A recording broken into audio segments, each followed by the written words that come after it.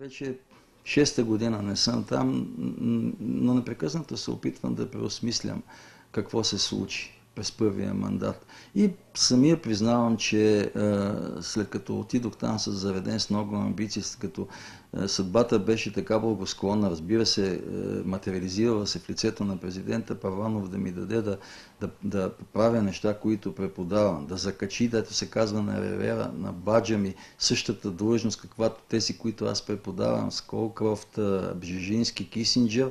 Аз мисля, че това е много сериозно предизвикателство и го поех с пълна сила. Още повече държавния глава заяви, че смята да бъде наддържавен, както подчертах президент, че с партизацията, с антинатовските настроения до тук, край на краищата, както той тогава се усмихна, и пронатовски, и антинатовски, всичко е политика, всичко е, нали, оправдано от отварянето на урните, т.е. от избора, който е направен.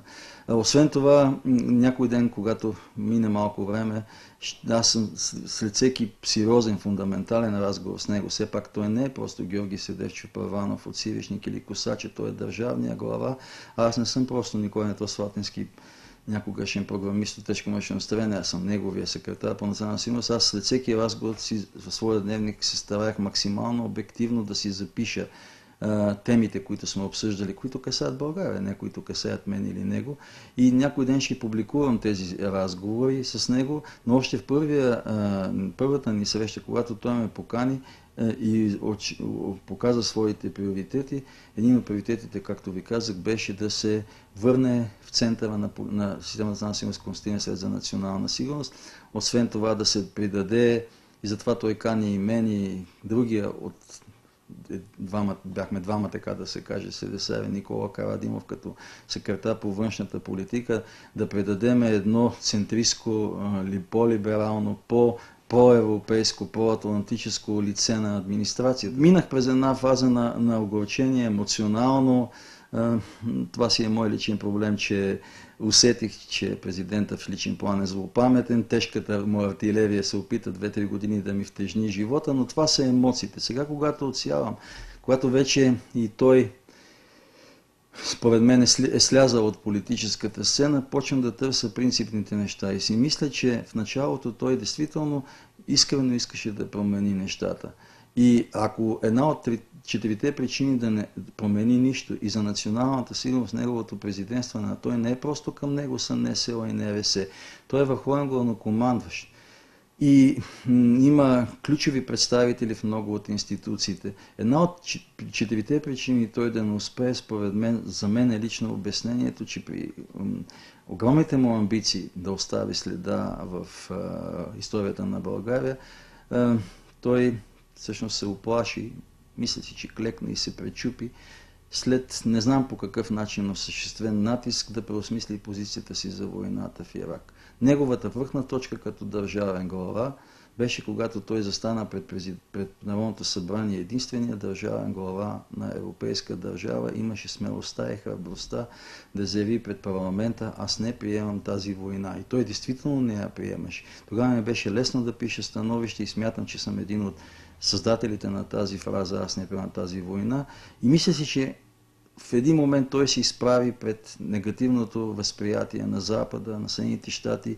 Може би си каза къде съм тръгнал, срещу кого съм тръгнал и се пречупи. След това той вече стана човек, който не беше способен да носи голямо бреме и се превърна в една агония. Следващите 3 години за мен също беше много тежко. Това беше един уплашен и предал се президент. Не знам как се щупи. Може би никой да не му е държал сметка за тези думи.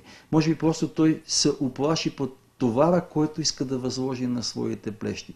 Реши, че плещите са му по-крехки и вече излезоха на друг план енергийни фантасмагори и почнаха да излизат на повърхността лично човешките му слабости. Защото човешките слабости, когато са покрити от съзнанието за мисия, от кауза, те са нюанс, те гаделичкат общественото съзнание, но то не се фокусира върху тях. Той е готово да прости всяка слабост на големия политик, ако той действително прави нещо голямо за държавата. Когато на масата на национална сигурност не слагаш нищо съществено, всеки се взира в твоите слабости, твоите ловни страсти и прочие, и прочие. Аз непрекъснато за всеки един проблем, свързан с престъпността, с ромската престъпност, с ромите, с енергийните ресурси, с регионалната сигурност, с отбранителната индустрия, всичко, което се случва, аз се стараех той да получи след много срещи, много анализи, много разговори с експерти, с войната в Ирак, по ситуацията в Афганистан, да получи позиция, за да не може утре да каже не знаех, не видях, не чух.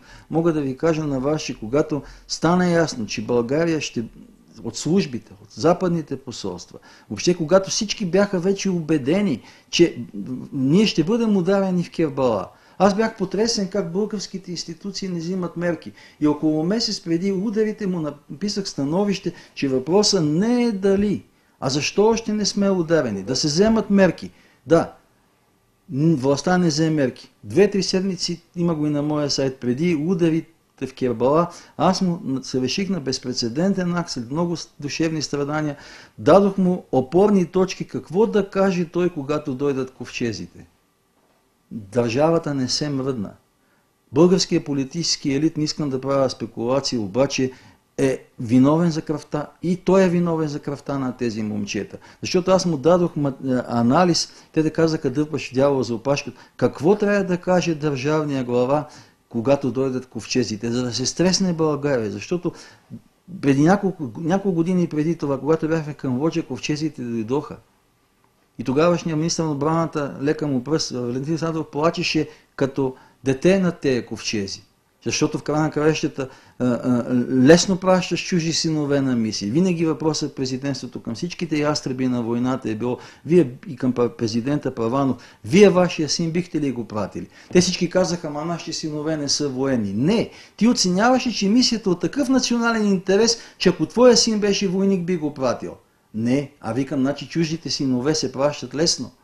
Ама като пращаш чуждите синове, те понякога се вършат ковчези. Затова направих и този материал. Тоест, непрекъснато беше една битка с него, да се стресне, да се трогне, ако трябва, да разбере, че той е държавен глава и не само той е такъв, каквато е България, но и България ще бъде такава, какъвто си ти. Той така и не можа да осъзнае какво означават силовите институции за националната сигурност. Той не можа да разбере, че това всъщност е опората на държавността. Това не са институции като институции. Това не са някакви сглобки от политическия пъзъл, за да може Станишев, Сакскобургготски преди това или Борисов след това да изтъргуваш ти на мен, аз на тебе.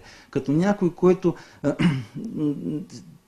готов да плати всякаква цена, само и само да остане по-дълго в политическия живот. Защото политиците остават основно или с делата си, или с периода, с който са били. Той предпочете колкото се може по-дълго да остане, а не с колкото се може повече да бъде запомнен. Аз му казах, вие ме взехте всъщност за експерта, ме използвахте като синя брошка на червения ви ревер. Нали? И в този смисъл той не можа да дорасне и аз не можах да се преборя с него. Това е част от моя провал. Това е част от провала на консултативния съвет. Това е част от провала на разузнавателната общност. Главната преграда се превърна той да се приемат закони. Защото въпреки, че разбираш, че закони са нужни, знаеше, че отвори вратата за нормативна уредба, през нея ще се издвижат службите от негов контрол. Него не му беше важно България да има разузнавателни служби. За него му беше важно всички да знаят, че той има разузнавателни служби. Това е втората причина. Третата причина, според мен, е, че която също е субективна, това е, че той общо взето се обря на доста слаб експертен екип, защото тези, които знаеха и можеха, постепенно ги стласка по периферията. В частност мен, в частност секретара по националната отбрана Петър Странчевски. Се обря на хора, които не са критично мислещи и камо ли пък критично говорещи, които следят всяка негова мимика, за да му отгаднат какво мисли той, за да го посъветват. Тази фраза, която аз първи път я чух така на шега от себе си, която аз я за ловната дължинка. Ако се приеме буквално, може да се смята като една лековата емоционална фраза. Всъщност това е едно от нещата, които най-много ме боляха и това е абсолютно съзнателно направен извод. Нали? Не е важно, може би, толкова опаковката, ловната дължина. Исках да кажа поне две неща. Първо, че виждайки, наблюдавайки от третия етаж на президентството политическия живот, въртейки се малко или много, дори изолиран, дори с няколко колеги натикан периферията на френската администрация, наблюдавах засилването на ролята на задкулисието в определенето съдбините на България. В ръцете на тази малка група благодарение на правителството на Тройната коалиция на Първанов се правеха всичките условия този преход да бъде необратим. Значи това е новото статукво. Държавата трябва да функционира така, че вече спечелил, бит. Вече не можеше да се промени. И тези хора, които спечелиха от прехода, те започнаха да си разполагат с държавата. Ловната дължинка е само защото някои от тях бяха част от ловната дължинка. Акцента какъв е? Задкулисно. Те могат да викнат премиера като момче за поръчки и да му кажат: искаме плосък данък.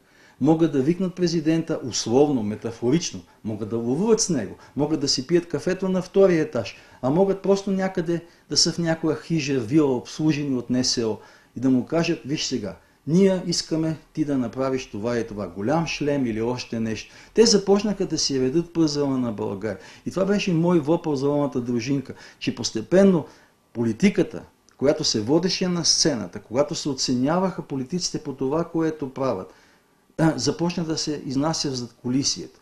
Институциите започнаха да оформят с демократичните си правомощия решенията на това задкулисие. Той се опасяваше, че ако ме освободи Плаванов, ще стане някакъв скандал. Не дай си Боже да не бъде по някакъв начин сянка върху него, защото цели 5 години първи мандат той работеше да бъде преизбран и цели 5 години втори мандат работеше да създаде партия АБВ.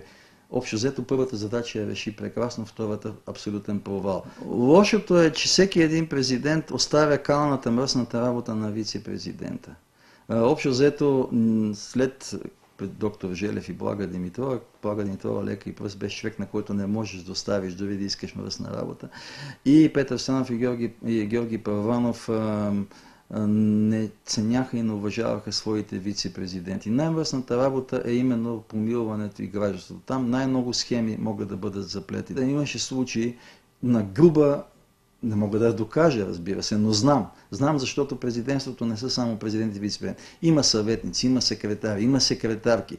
Те бяха подпухнали от няколко случая на груба намеса на президента. Нямам нищо против самия Дон Цеци, обаче винаги съм бил против, най-вече от гледна точка на стратегическите интереси. Какъв пример вие давате с помилването на Дон Цеци или с някой друг виден ромски прокурор, че не на ромските деца, на ромските майки и родители, че не е достатъчно, не си струва да инвестираш в образование за опазване.